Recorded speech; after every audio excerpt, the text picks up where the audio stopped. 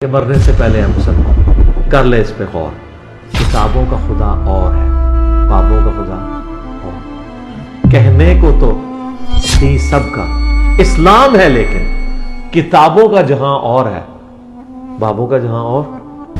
तो जिसके ऊपर ना मैंने ऑलरेडी पहले काफी क्रिटिसाइज देखा हुआ था यूट्यूब के ऊपर, लोग क्रिटिसाइज कर रहे थे कि अली भाई जो है ये इस तरह से हैं, इस तरह से हैं। लोगों ने खैर अलकाबाद दिया उनको।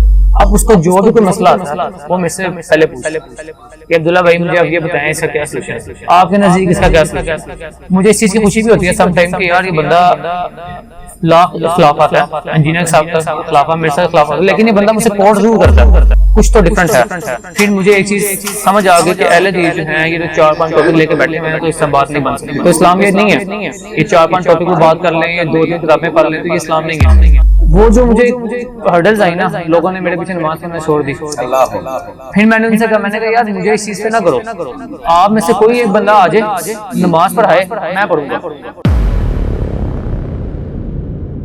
बिस्मिल्लाहिर्रहमानिर्रहीम, अल्लाहुम्मा सल्ली अला मुहम्मद व अला आलि मुहम्मद। अस्सलाम वालेकुम भैया। वालेकुम अस्सलाम व रहमतुल्लाहि व बरकातहू। क्या नाम है भैया आपका? हाफिज मोहम्मद अब्दुल्ला खुशी। हाफिज मोहम्मद अब्दुल्ला जी। अवर साहब किधर से? मैं लाहौर से आया। लाहौर, माशाल्लाह। कौन सी जगह से? Lahore Ferozepur road, Nishtar colony. Nishtar colony ji. Welcome ji. अवर साहब क्या करते हैं? मैं अल्हम्दुलिल्लाह सॉफ्टवेयर इंजीनियर हूँ और इस टाइम एक सॉफ्टवेयर इंजीनियरिंग में एक कंपनी में एज अ डाटा साइंटिस्ट और बिजनेस डेवलपर जो है वो सर्विसेज प्रोवाइड कर रहा हूँ। अवर साहब कब निकले? मैं सुबह 4 बजे। अकेले आए? मेरे साथ एक कोलीग है, उनको एज अ पार्टनर इसलिए लेकर आया कि बाइक मैंने ट्रैवल करना था, तो मैं एक्चुअली बाइकर हूँ, तो एक कंपनी के लिए मैंने उनको साथ अटैच किया। बाइकर खाली बाइकर है या कुछ चैनल साथ, ये यूट्यूब चैनल वगैरह उस तरफ अभी ज़हन नहीं है क्योंकि उसके लिए प्रॉपर टाइम चाहिए होता है। तो मेरी जो फील्ड है सॉफ्टवेयर इंजीनियरिंग की, तो उस तरह से है कि हमें अप्रोक्सीमेटली 10-12 घंटे लैपटॉप पे स्टिक होना पड़ता है, तो उसके लिए टाइम मैनेजमेंट जो है वो टफ है। चलो जी, एक बार फिर आपको झेलम अकेडमी में वेलकम। शुक्रिया। सफर ठीक रहा? अल्हम्दुलिल्लाह। अच्छा, आप मुझे बताएं, घर से जो दीन मिला जी, वो क्या था? जो मेरे वालिद साहब हैं वो अल्हम्दुलिल्लाह सऊदी रह के आए हैं काफ़ी टाइम, और वहाँ पे उन्होंने जो चीज़ें सीखी वो उन्होंने हमें जो ट्रांसफ़र किया वो अहले हदीस फ़िरका ही जो हमें उन्होंने ट्रांसफ़र किया। जो मेरी वालिदा थी वो अहले हदीस नहीं थी, तो मेरी वालिदा ने मेरे वालिद साहब को फॉलो किया और अहले हदीस फ़िरका को जो है वो फॉलो करते हुए उनके नक्शे कदम पे चलने लग गई। मुझे शुरू से अहले हदीस फ़िरका की जो है वो आवना हुई और मैं उनको फॉलो करता रहा, और शुरू से आज तक उनकी मस्जिद में नमाज़ और सारी चीज़ें, जैसे वो बेसिकली वो तौहीद को लेकर चलते हैं, तो उस साइड पे जो माइंड बड़ा स्ट्रिक्ट था, मुझे इस चीज़ का 100% इल्म था कि तौहीद जो है वो एक ऐसी चीज़ है जो हम इसको कम्प्रोमाइज़ नहीं कर सकते। तो बाद में फिर थोड़ा सा विद पैसेज ऑफ टाइम जब मैंने बाकी फ़िरके देखे, तो उस पर मुझे रैंडमली एक दफ़ा मैं यूट्यूब पे बैठा हुआ था, तो अली भाई की एक वीडियो आ गई सामने, तो जिसके ऊपर ना मैंने ऑलरेडी पहले काफ़ी क्रिटिसाइज देखा हुआ था यूट्यूब के ऊपर, लोग क्रिटिसाइज कर रहे थे कि अली भाई जो है ये इस तरह से हैं, इस तरह से हैं। लोगों ने खैर मुख्तलिफ अलकाबाद दिया उनको, तो उनकी रैंडम एक वीडियो आई तो मैंने देखी। अब उनकी वीडियो में जो मुझे सबसे चीज़ इंस्पायर की वो यही थी कि उन्होंने जो बात की उन्होंने मुझे रेफरेंस कोट कर दिया। मेरी नेचर ऐसी है कुछ कि मैं जब कुछ चीज़ कोट करता तो मैं उसको रेफरेंस चेक करता हूँ, तो मैंने उसको रेफरेंस चेक किया तो वो वैसे ही बात थी जो उन्होंने उस वीडियो में बयान की थी। तो मेरा माइंड एक सेट हो गया कि मैंने कहा जो अली भाई हैं इनकी जो बात है इनकी बात में वजन है, क्योंकि जो बंदा अगर आपको रेफरेंस दे रहा है तो इससे बड़ी कोई बात नहीं है कि आप जाकर खुद सर्च कर लें। वहाँ से मेरा माइंड सेट हुआ और उसके बाद फिर मैंने अली भाई पे खुद रिसर्च की पहले कि अली भाई काम क्या कर रहे हैं, कैसे काम कर रहे हैं, क्या रेफरेंसेस दे रहे हैं, लोग इनके बारे में क्या कह रहे हैं। तो ये भी बेसिकली तौहीद को लेकर चल रहे थे। ये जो दूसरे फिरके हैं वो जैसे बाबे और इस तरह की चीज़ें जो लेकर चलते थे, इनका भी मेन मोटिव यही था कि वो इन चीज़ को जो है वो ओवरकम करना चाह रहे थे। तो मेरा ऑलरेडी जो है मुझे अहले हदीस से ये चीज़ मिली हुई थी कि अहले हदीस जो है वो प्योरली इस चीज़ को कट ऑफ करते हैं, तो मेरा एक ज़्यादा माइंड मैच हो गया इनकी तरफ के ये जो है मेरे माइंड लाइक पर्सन है। तो -5 पे मैंने इनको ज़रा फॉलो करना शुरू किया। तो फिर मैंने जब से इनको रिसर्च की, जब से इनके मैंने वीडियो देखना शुरू की, आज तक मैंने इनकी जो भी वीडियो देखी है हमेशा मैंने क्रॉस रेफरेंस चेक किया। इवन मुझे इतना बिलीव है कि ले मैंने कोई बात की है तो वो 100% ऑथेंटिक ही होगी। उसके बावजूद मैं अभी भी उस चीज़ पे जो है वो क्रॉस रेफरेंस के लिए मैं वीडियो जो है वो चेक करता हूँ, उनकी रेफरेंस चेक करता हूँ, और फिर उसके बाद जो है फिर उस चीज़ को मैं ऑब्जॉर्व करने की कोशिश करता हूँ कि अगर मुझे ये चीज़ मिल गई है तो मैं उसको ऑब्जॉर्व करूँ। कल को अगर मैं किसी बंदे के साथ भी डिबेट करता हूँ तो मैं उसको प्रॉपर्ली रेफरेंसेस वगैरह प्रोवाइड कर सकता हूँ। इंजीनियर साहब को सुनते हुए और अहले हदीस फिरके में रहते हुए आपने क्या चेंज देखा, क्या फर्क देखा? क्योंकि अगर ये सेम पेज भी होते हैं तो आज तो अहले हदीस तो गालियां निकालते हैं और इनको तो पता नहीं क्या क्या कहते हैं। एग्जैक्टली एक्चुअली मुझे अहले हदीस में मुझे जो एक चीज शुरू से एक चुभती थी वो ये थी कि इनके पास गिनती के चंद जो है वो आप समझ लेके टॉपिक्स हैं जिनको ये डिस्कस करते हैं, जैसे कि तौहीद हो गई, हज़रत अली को वैसे डिस्कस नहीं करते, हज़रत उमर को डिस्कस कर लिया, आप सल्लल्लाहु अलैहि वसल्लम की ज़िंदगी को डिस्कस कर लिया और चंद सहाबा किराम जिनको सिर्फ डिस्कस करते थे। और जब मैं किसी और मस्जिद में जाता था, जब मैं ऑफिस में जाता था तो वहाँ पे किसी और मस्जिद में नमाज़ पढ़ता था, तो मेरा ये माइंडसेट शुरू से ये था कि मस्जिद है, अब जहाँ मर्जी नमाज़ पढ़ सकते हैं।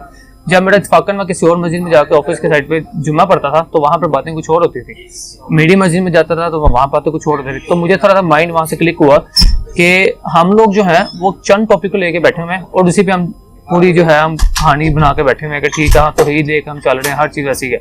और जो बाकी अदर जो फिरके की मस्जिद थी वहाँ पे जो है वो डिफरेंट टॉपिक्स पे बात हो रही थी और जैसे वो उनकी बाकी लिखी हुई किताब उनके मक्तब फिक्र की तो उससे रेलिवेंट भी थी। तो मेरा थोड़ा सा माइंड इसके ऊपर और हुआ कि कुछ तो डिफरेंट है।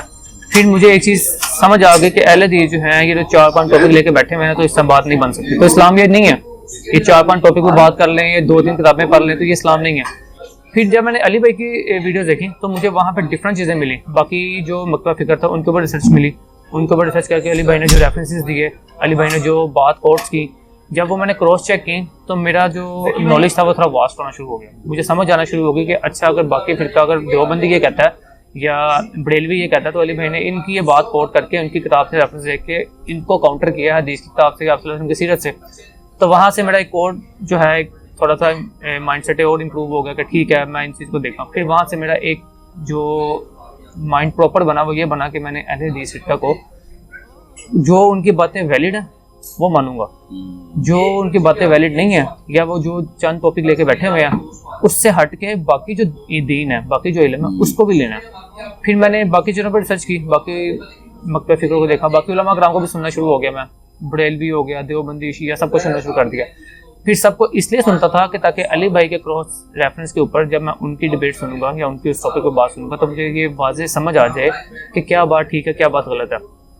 फिर ऐसा सबको सुनना शुरू किया, सुनने के बाद फिर क्रॉस रेफरेंसेस चेक किए, उसके बाद जो मुझे समझ आई कि अली भाई ने जो बातें की हैं वो ठीक है, वो रेफरेंसेस पकड़े, उनको फॉलो करना शुरू कर दिया। और अब अल्हम्दुलिल्लाह वैसे तो इनसे मेरी वैसे अकीदत थी, माइंड मैच हो गया, एक तो अकीदत भी थी कि ये सबसे बड़ी जो इनकी सबसे बड़ी जो दलील है वो रेफरेंस है। तो वो ये नहीं कहते कि मैंने फलानी बुक से पढ़ लिया है, बुक में फलानी बुक पे ये लिखा हुआ है या फलानी बुक पे ये लिखा हुआ है, वो दलील दे देते हैं, आपको रेफरेंस दे देते हैं, तो वो इट्स मोर देन इनफ।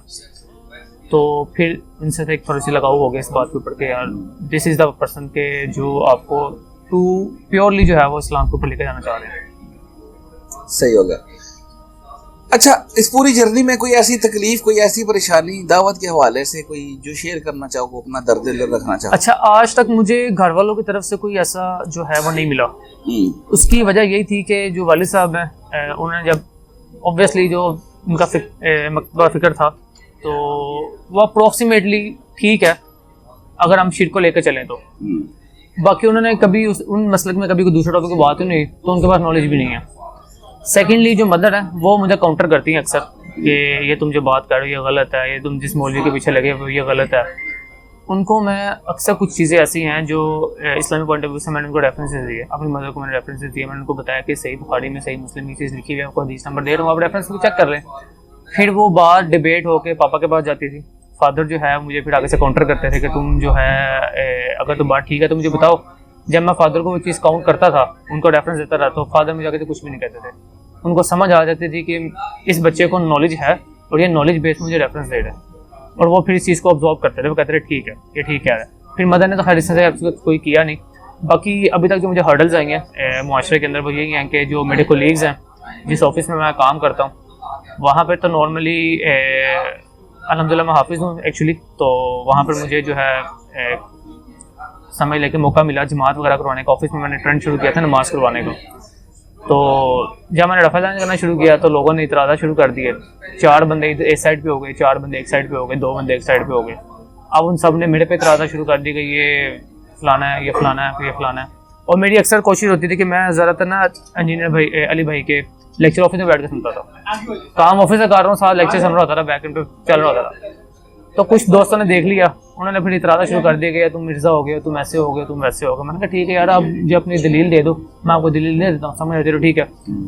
वो जो मुझे हर्डल्स आई ना, लोगों ने मेरे पीछे नमाज पढ़ना छोड़ दी। अल्लाह। फिर मैंने उनसे कहा, मैंने कहा यार मुझे इस चीज़ पे ना करो, आप में से कोई एक बंदा आ जाए नमाज पढ़ाए, मैं पढ़ूंगा, मुझे किसी से कोई इतराज़ नहीं है। और मैंने आज तक पूरे ऑफिस में सबको यही बोला, मैंने कहा मुझे जिस मर्जी मस्जिद में ले जाओ, मैं नमाज पढ़ने जाऊँगा, मुझे कोई गर्ज नहीं है। इवन ऑफिस में 4 लड़के जो हैं वो शिया में जा रहे हैं, 4 देवबंदी पे जा रहे हैं, 4 बरेलवी पे जा रहे हैं, मेरा जिसका दिल करता है मैं चला जाता हूँ, क्योंकि सब जो है वो कलीग्स हैं मेरे, तो मुझे वहाँ पे इस चीज़ का कोई नहीं है। और मेरा एक जो मेरा पार्टनर है, जो मेरा टीम पार्टनर है, उससे मुझे बहुत क्रिटिसाइज मिला। उसने तो मुझे आखिरी लेवल का क्रिटिसाइज किया। वो इसलिए किया कि मैं रफाजन कर रहा था, उसने मुझे रफाजन को काफ़ी क्रिटिसाइज करना शुरू कर दिया। उसकी मेरी थोड़ी सी इस पर डिबेट होना शुरू हो गई। उस बंदे को मैंने अराउंड 26 हदीसें निकाल कर दी रफाजन करने के ऊपर, बुखारी और मुस्लिम जो अली भाई ने कोट की थी, मैंने वही रेफरेंस उठा उसको दे दिया। और मैंने उसको बोला, मैंने कहा अगर मैं आपको इन किताबों में से 26 हदीसें निकाल कर दे रहा हूँ तो आप उसको मानोगे? उसने कहा ठीक है मैं मानूंगा। जब मैंने उसके निकाल कर दी तो उसने फिर मुझे कहा कि अच्छा तुम तो इंजीनियर को सुनते हो। मैंने कहा सुनता हूँ, तो उसके बाद डिग्री कोई नहीं है। मैंने कहा डिग्री होना इस चीज़ का सबूत नहीं है कि सही बुखारी और मुस्लिम में से जो हदीसें मैंने आपको कोट की हैं वो गलत हो गई हैं। एक बंदे के बाद डिग्री नहीं है, इट्स ओके, लेकिन वो जो हदीसें उन्होंने कोट की हैं वो सही मुस्लिम बुखारी में लिखी हैं, वो उन्होंने तो नहीं लिखी हुई, या उन हदीसों का उस डिग्री से कोई ताल्लुक नहीं है। उन्होंने वही चीज़ कोट की है जो किताब में लिखी हुई थी।